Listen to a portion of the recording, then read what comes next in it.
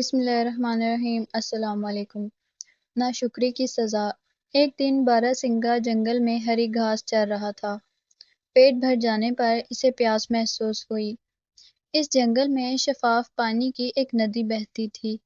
باراسنگھا پیاس بجھانے کے لیے اس ندی کے کنارے پر جا پہنچا۔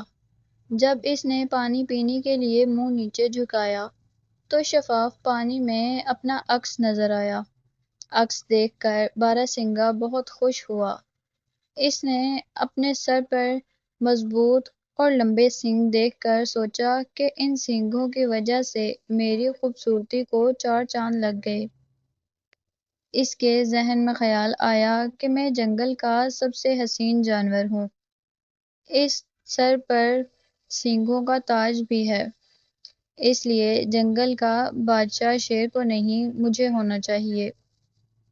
باراسنگھا ابھی اپنے سینگوں کو دیکھ کر خوش ہو ہی رہا تھا کہ اس کی نظر اپنی پتلی اور کمزور ٹانگوں پر پڑی۔ ٹانگوں کو دیکھ کر باراسنگھا ایک دم افسردہ ہو گیا اور سوچنے لگا، کاش میری ٹانگیں بھی سینگوں کی طرح خوبصورت ہوتیں۔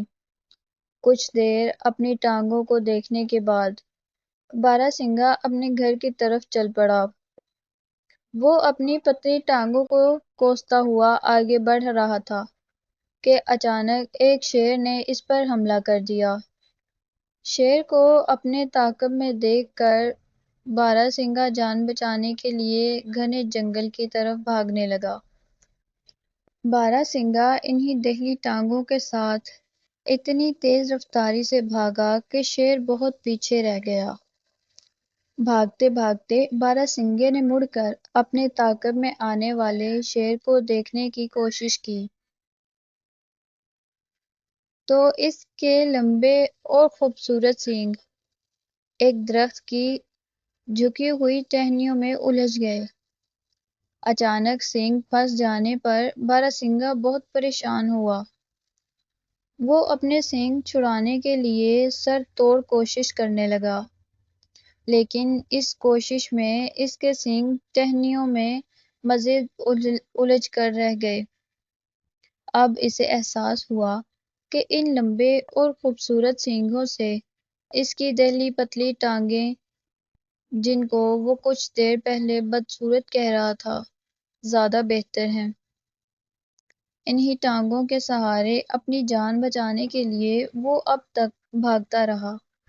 باراسنگھا خود کو آزاد کروانے کی کوشش کر رہا تھا کہ شیر اس کے قریب آن پہنچا اور چھلانگ لگا کر اس کی گردن اپنے نوکیلے دانتوں میں دبوچ کر کھانے لگا۔